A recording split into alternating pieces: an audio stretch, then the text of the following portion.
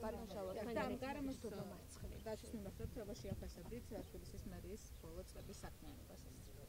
ფაქტია, რომ სადა დედამიწა არის, თუ კი შევადარებ ჩვენ თბილისის დღევანდელ მდგომარეობას გამწვანების მხრივ და ნახავთ როგორი მდგომარეობა იყო რამდენიმე წლის წინ. დღესაც საუბარი იყო იმაზე, თუ რა გაკეთა ამ პერიოდში 2600 მხოლოდ პარკი და სკვერი რეაბილიტირდა ან ახალი გაშენდა. 400 ჰექტარს მოიცავს ეს გამწვანებული სივრცეები და სარეკრეაციო სივრცე, რომელიც ამასობაში შეიქმნა 150 ჰექტრამდე ტყე იქნა მოვლილი და განახლებული. ასე რომ თავად ესეც კი აჩვენებს თუ რა მასშტაბური სამუშაოები ჩატარდა და რაც თავარია თითოეული მოქალაქე ხედავს, რომ თბილისი აბსოლუტურად შეიცვალა, გამწვანებული არის, გარემო არის მისი მაცხოვრებლისთვის კომფორტული, რეკრეაციული სივრცეები არის ბევრი. ამას ხედავენ როგორც ჩვენი თანამოქალაქეები, ისევე უცხოელები და ამას აღნიშნავენ კიდევაც ხშირად. და ზუსტად ამას ებრძვიან სინამდვილეში. ზუსტად ეს უნდათ, მათ შორის როცა ვსაუბრობთ ადგილობრივი თვითმმართველობის არჩევნების კონტექსტში, ზოგიერთ უცხოელს, მათ დაფინანსებულ ზოგიერთ NGO-ს და პარტიას, რომ ნაცვლად ამგვარი განვითარებისა იყოს ნგრევა და იყოს პოლიტიკური ინტრიგების ეპიცენტრი თბილისი და არა შენების ეპიცენტრი თბილისი. აი ეს არის სინამდვილეში რაც უნდათ ზოგიერთ უცხოელს, ეს არის ის, რასაც ჩვენ სამწუხაროდ ხედავთ ეს ბოლო პერიოდი ბრიუსელიდან გადადგმული ნაბიჯებით. ბატონო, მე მინდა გითხრათ, ოპოზიცია მზადდება არჩევნების ჩაშლისთვის, ხოჭ პერიოდის შემდეგ ამ გეგმაზე უკვე საუბრობს ნაციონალური მოძრაობიდან გიორგი ბოტკოველი. რა შანსები აქვს ოპოზიციას მთელს ამ პროცესში, როგორ თქვათ და შესაძლებელია თუ არა ეს იყოს მორიგი დავალება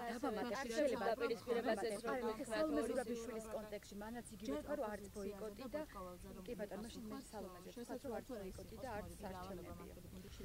მე მინდა ყველას შიგნითაც და გარეთაც უთხრა, რომ არჩევნების საბოტაჟი, არჩევნების ჩაშლის მცდელობა ეს არის საქართველოს კონსტიტუციის და საქართველოს კანონმდებლობის დარღვევა.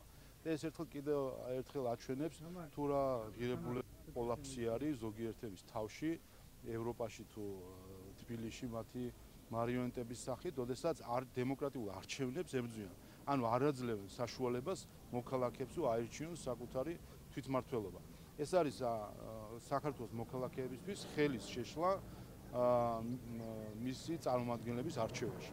ეს არის კონსტიტუციის, საქართველოს კანონმდებლობის და საერთაშორისო კანონმდებლობის დარღვევა. ეს არის თავდასხმა ქართულ დემოკრატიაზე, ამიტომ ყველა ის, ვინც ცდილობს რომ საბოტაჟი წაახალისოს ან საბოტაჟი მოაწყოს, არღვევს საერთაშორისო სამართალს, ეს არის ჩვეულებრივი პოლიტიკური აგრესია, რომელსაც ჩვენ ბოლო პერიოდში ვაკვირდებით. საერთაშორისო არ იქნებიან თუ ოპოზიცია იქნება ციხეში, რამდენად ექნება ნდობა მაგალითად ამ არჩევნების თქვა რომ საერთაშორისო ეუთოდირის დაკავშირებით თუ იქნებიან მოწვეულები თითქმის. უბრალოდ ვინ ხო საერთაშორისო დამკვირვებლები არ იქნებიან, იცით რომ საკმაოდ ჩვენი სისტემა საარჩევნო არის საკმაოდ ლიბერალური საარჩევნო დამკვირვებლების დაშვებასთან დაკავშირებით. ნახეთ მაგალითად ამერიკის შეერთებულ შტატებში, ევროპის ზოგიერთ ქვეყანაში როგორი სისტემა არის, შეზღუდული არის იქ უცხოელების ასე ვთქვათ რეგისტრაცია დამკვირვებლებად და ჩვენი პარლამენტიდანაც ხშირად არის ახლობენ სადამკვირვებლო მისიებში და ამაზე ეს ძალიან კარგად ვიცით. რაც შეეხება ჩვენს მდგომარეობას, რა თქმა უნდა, ღია არის ყველა მისიისთვის, სპეციფიკური არის ზოგიერთი ორგანიზაცია, რომელსაც სჭირდება მოწვევა, ვინაიდან ორგანიზაციის წესებიდან გამომდინარე ასე არის. ეუთოდირის დასკვნას დაკვირვებას რაც შეეხება. მას შემდეგ, რაც ბრიუსელიდან და ზოგიერთი დედაქალაქიდან მოხდა თავდასხმა 26 ოქტომბრის შედეგებზე, ვინაიდან ნახეს რომ არ იყო მათთვის სასურველი შედეგი, როგორც აღმოჩნდა და ცდილობდნენ რომ დისკრედიტირება მოეხდინათ არჩევნების, ნახეთ სულ რამდენიმე დღის წინ ეუთოს გენერალურმა დირექტორმა პირადად გენერალურმა დივანმა პირადად თქვა, რომ 26 ოქტომბრის არჩევნების შედეგებზე აისახა მოსახლეობის და ამომრჩევლების ნება, წერტილი. ახლა ჩვენ ველით, რას გვეტყვის ზოგიერთი ევროპული ქვეყნის ელჩი, რომელიც აქ გულცივად იყურება ხელისუფლების მიმართ. რას გვეტყვის ბრიუსელის ზოგიერთი ჩინოვნიკი.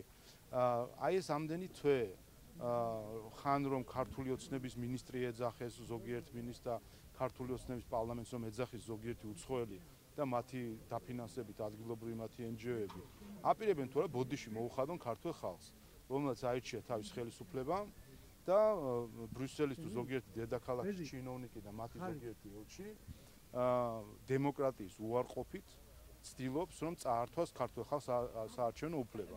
ამიტომ რაც შეეხება და ამიტომ ჩვენ ველოდებით უპირველეს ყოვლისა რომ აღიარონ 26 ოქტომბრის არჩევნების შეფასება